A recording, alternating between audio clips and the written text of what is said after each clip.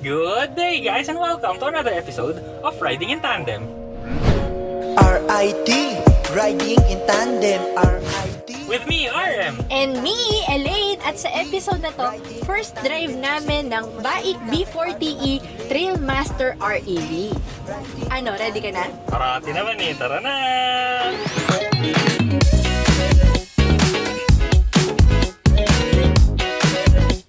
At ito na nga, ang gamit natin, no, ang B40E Trailmaster REV. Ang layo, haba nun. Pero alam nyo, ang kasing haba nun ay ang listahan ng specs. Correct. Ang daming nito, jump pack to Oo. Itong sasakyan na to. Ang video na to, first drive, so hindi to complete review. Abangan nyo na lang yung complete video namin. At meron pa tayong special guest ngayon, no, para tulungan tayo kasi bago sa atin yung sasakyan eh. So kasama natin ngayon si Sir Cedric ng Baik Philippines. Sir! Hi. Mga katandem, no, ang unang napansin ko dito sa sasakyan, no, napakataas. As in, parang, pag nakita nyo siya, tinabihan nyo siya, sabi ko, aakyatin ko tong sasakyan na to. Pero pag bukas mo pala kasi ng pinto, may lumalabas siya na stepboard. Kaya okay lang. Oo.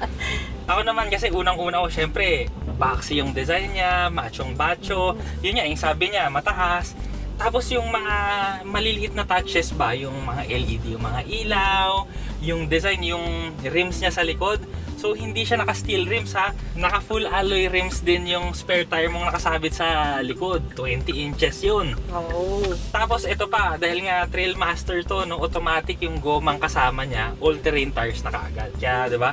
Additional pogi points talaga yun. Pag nakita niyo yung sasakyan, alam mo na agad kung para saan siya. Kung saan mo siya gagamitin.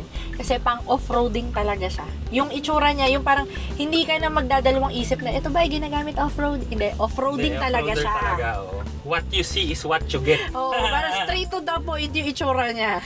Oh, pero ang kinaiba kasi nito sa mga ibang ibang pang off-road, ito kasi REV na siya. So, meron siyang engine na 1.5 liter turbo na nagcha-charge sa battery para umandar yung sasakyan. So, ano to? Hybrid. So, series hybrid. Ang pure EV range nito, 152 kilometers. Pero pagka yung combined range na, umaabot siya na up to 1,200 kilometers. So, ngayon kasi sobrang tumataginting na ang mahal ng gasolina. So, dito marami kang mapupuntahan. Malayo ang aabutin ng piso mo dito. Oo. Yung mga kuryente lang yung gagamitin mo, yan. Tapos gusto mo mag-off-roading, yan, Oo. pwede. At saka kahit off-roader siya, no, maganda tong pang daily dahil pwede kasi dito, no, i-charge mo na lang sa bahay. Tapos EV mode ka na lang, lalo na kung short distances lang. Kasi ang full EV range nito ay 152 kilometers. Oo. Tama? Oh. So 152 kilometers, malayong malayo na yun. Kung ang opisina mo, ilang kilometro lang, diba? Sabihin mo ng 20 kilometers papunta, 20 kilometers Ay, hindi mo pabalik. mauubos yun. Diba? Hindi mo pa nga mapapangalahati. Pagpasok nyo naman sa loob, no, kung ano yung kinaragid dun sa labas, doon naman kina-high-tech ng loob. Kasi pagpasok mo, grabe, dalawang malaking screen agad yung bubungad sa'yo, 12.8 inches, isa pang driver, at merong isa na directly nasa unahan nitong passenger. So, pwedeng hindi ka na dito magpipindot, ganyan, dito ka na. Yun yung bubulaga sa kanya, ha? Pero iba rin yung bumalaga sa akin kasi meron din tong instrument cluster na malaki. Oo, tapos dito sa gitna, may isa pang screen na maliit na, relo, sa gitna ng dalawang aircon vents. So, maraming screen ang nandito. Hindi rin nawawala yung mga physical buttons kasi yung hazard switch, yung aircon, so naka-dual climate control. Dito lang din yan, may mga pindutan siya din sa gitna ng instrument cluster. At saka hindi lang high-tech kasi upmarket din no? Yung feel kasi ng mga materials dito, gaya nito, yung manibela, yung tunog, di ba? O tunog sosyalin, yung mga sidings niya, soft touch, yung dashboard, soft touch, may mga yellow stitchings pa, piano black finish na konti. Pati yung center console, yung gilid niya, ito, medyo malambot din siya. So yung tuhod mo, meron siyang padding. Tsaka maluwag. Maluwag yung parang pagkaka-set up nila dito. Kasi nga, ito pa, yung door panels niya, hindi masyadong malalaki yung mga patungan ng siko. Lang siya, makitid. Tapos yung mga bukasan ng bintana, nandito sa ibabaw mismo ng door panel. Kaya, parang sa akin, hindi ako nako-claustrophobic. Tapos yung combination nga, kagaya ng sinabi ni RM, yung combination nila ng gray, dark gray, piano black, merong plastic na black, may silver, maganda lahat. Kasi parang parang yung feel mo pa rin na pang baraganto sa labas na high-tech. Oh, tapos Sir Cedric, maliban dun sa mga sinabi natin, no, ano pa ba yung mga features na tong sasakyan na to na maipagmamalaki niya sa mga napupusuan to? Actually sir, we have level 2 ADAS din po. Meron na rin tayong mga drivers feature or security na in-integrate na rin po dito sa mismong sasakyan. Oh, okay. So, may adaptive cruise control Yes po sir. And also ICA, Intelligent Cruise Assist, Okay. RCTA, Okay. RCW, FCW, meron na rin po. Complete po tayo lahat sa mga safety features po dito sa mismong sasakyan natin. Yan, may adaptive cruise control, may ICA, FCW, RCW. Ano yung ICA? Intelligent Cruise Assist. Cruise Assist. Okay. Actually, ma'am, kulang pa yan.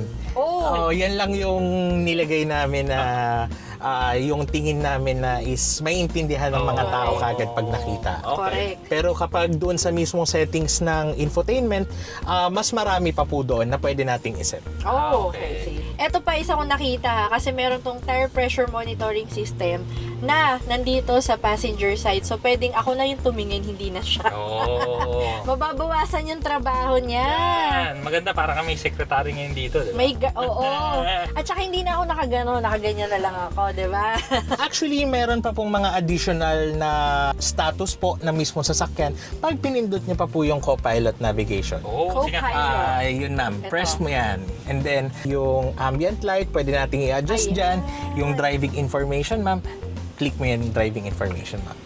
So, makikita mo rin po dito yung speed, yung Fuel instantaneous consumption. fuel consumption, and then yung water temp. Kasi syempre, it doesn't mean naman na EV siya is wala ng water temp. May Oo. ICE engine pa rin siya to charge the battery po. So, maganda yung tawag kasi nila co-pilot. So, kasi parang dalawa nga kasi kayo nandito. At Yes ito po. yun yung 12.8 screen na 12.8 inches na screen na nandito na dalawa, interchangeable yan. So, hindi mo na kailangan, kunyari meron kang gustong gawin na nandito sa kabilang screen, pwede hindi ka na gumanon, pagbalik-tarin mo na yan. Para dito ka na lang siya magtatrabaho. Tapos bilang off-roader to, no, sir, tanongin na rin kita, ano ba yung mga specs nito na pang off-roading? For the wading depth naman, sir, wading depth usually kailangan natin yan kasi lalo na dito sa Metro Manila is bahain. Oo, tama. So, ang wading depth niya po is 750 millimeters. Pero yung ground clearance nito, sir, napakataas, no? For the ground clearance, sir, is 210 millimeters. Oh. Ayun, di ba? Ang taas. Very useful yan, lalo na sa mga butas-butas na kalsada, di ba? Or humps na matataas. Oo, tsaka literal din naman kasi pag nakita nyo, maisisilip nyo talaga yung ilalim sa sasakyan. Kasi nga, mataas siya. At saka yung seating position mo rin dito, no? Talagang, ang feeling mo, talagang ang taas-taas mo sa kalsada. Kita mo nga yung bubong ng mga sasakyan. We have also crawl control. So, usually yan ginagamit kapag nababalaho tayo. Kung familiar po kayo kay Benz, kay G-Wagon na nagbabounce. So, parang ganun siya ang ginagawa. Pero, kinokontrol niya naman po yung bawat wheels para matanggal po tayo dun sa pagkabalahaw. Okay. Ay, may diff lock din po ba? Yes, Oh, front and rear diff lock. Oh, wait lang, ulitin natin, front and wheel. Rear. Rear. Front and rear. Yes po. Kasi sa mga other EVs po is wala sila nung pang front. Ano pa ba yung ibang mga pang off-road na And then, specs nito, sir? yes po, yun. For the approach angle naman po niya is 76 degrees. No, not 76, 36 degrees. Sorry, 31 degrees for the departure angle and 36 degrees sa ramp angle naman po. Halatang-halata naman na matataas kasi kumbaga ang lapit ng gulong niya din dun sa sa dulo ng bumper. Tapos ang taas-taas kaya talagang maganda yung approach tsaka departure angles niya. So, yun. Ano pa, sir? Meron pa ba? I think wala naman na ba okay naman na tayo doon. Pero dito muna tayo sa pinaka-importante, no? Kasi syempre ginagamit natin yan, sobrang relax. So, ang sinabi kasi nila, meron daw tong mode na matindi. Ano yung pangalan nun, sir? Dito rin ba yun? Yes po. First, kailangan po nating nasa sports mode. Wait. Ilagay natin sa sports mode. Yes, sir. Sige, dami sir. pala, may sand. Oo, dami. Economy. Yeah, Sports. sports mode. So, and then press mo yun, po yung ito pong button. Alin dyan, sir? Yung pang Ito? yes. Yan. Yan. Okay. So usually yan sir ang ginagawa ko, bini-brake boost ko para ma-testing ko ng Okay, so sakto. ilo-launch natin. Yes. Okay. Usually yung extreme mode naman po as in pang launch po talaga. Okay. May lumabas na agil. Okay, so Extreme. launch mode pala nito yon. So i-try natin. Oo. Ah! May hilo. Uy! May hilo. May ano? May pag-iwan ng kaluluwa. Saglit. Grabe. Hindi. Eto yung harap ng sasakyan, yung hood, umangat siya. Ha? Umangat. Tapos, from dito pa ganito, nawawala na yung utak ko. Hindi, seryoso. Extreme. Matindi. Extreme siya. Tama yung description, extreme.